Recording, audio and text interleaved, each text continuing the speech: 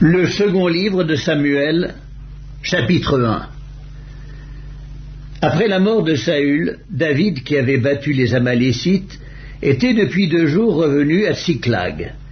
Le 3e jour, un homme arriva du camp de Saül, les vêtements déchirés et la tête couverte de terre. Lorsqu'il fut en présence de David, il se jeta par terre et se prosterna.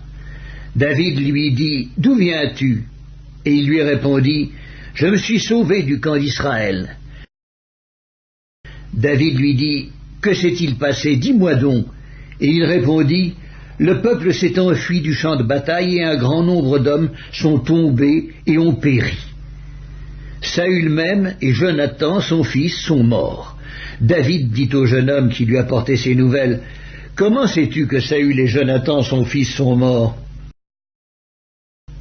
Et le jeune homme qui lui apportait ces nouvelles répondit « Je me trouvais sur la montagne de Gilboa, et voici, Saül s'appuyait sur sa lance, et voici, les chars et les cavaliers étaient près de l'atteindre. S'étant retourné, il m'aperçut et m'appela.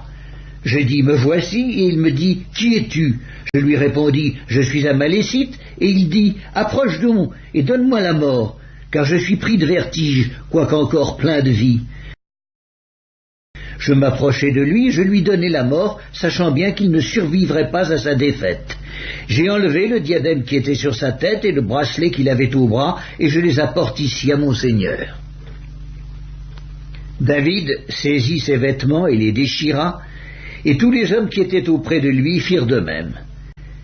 Ils furent dans le deuil, pleurèrent et jeûnèrent jusqu'au soir, à cause de Saül, de Jonathan son fils, du peuple de l'Éternel et de la maison d'Israël, parce qu'ils étaient tombés par l'épée. David dit au jeune homme qui lui avait apporté ces nouvelles, « D'où es-tu » Et il répondit, « Je suis le fils d'un étranger, d'un Amalécite. » David lui dit, « Comment n'as-tu pas craint de porter la main sur loin de l'Éternel et de lui donner la mort ?» Et David appela l'un de ses gens et dit, « Approche, et tue-le. » Cet homme frappa l'Amalécite qui mourut. Et David lui dit, « Que ton sang retombe sur ta tête, car ta bouche a déposé contre moi, puisque tu as dit, j'ai donné la mort à loin de l'Éternel. »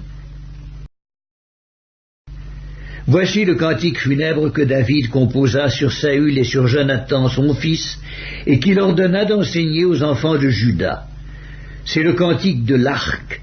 Il est écrit dans le livre du juste. L'élite d'Israël a succombé sur tes collines. Comment des héros sont-ils tombés? Ne l'annoncez point dans Gath, n'en publiez pas la nouvelle dans les rues d'Ascalon, de peur que les filles des Philistins ne se réjouissent, de peur que les filles des incirconcis ne triomphent. Montagne de Gilboa, qu'il n'y ait sur vous ni rosée, ni pluie, ni champ qui donnent des prémices pour les offrandes, car là ont été jetés les boucliers des héros, le bouclier de Saül. L'huile a cessé de les joindre. Devant le sang des blessés, devant la graisse des plus vaillants, l'arc de Jonathan n'a jamais reculé, et l'épée de Saül ne retournait point à vide. Saül et Jonathan, aimables et chéris pendant leur vie, n'ont point été séparés dans leur mort. Ils étaient plus légers que les aigles, ils étaient plus forts que les lions. Filles d'Israël, pleurez sur Saül, qui vous revêtait magnifiquement de cramoisi, qui mettait des ornements d'or sur vos habits. Comment des héros sont-ils tombés au milieu du combat? Comment Jonathan a-t-il succombé sur tes collines?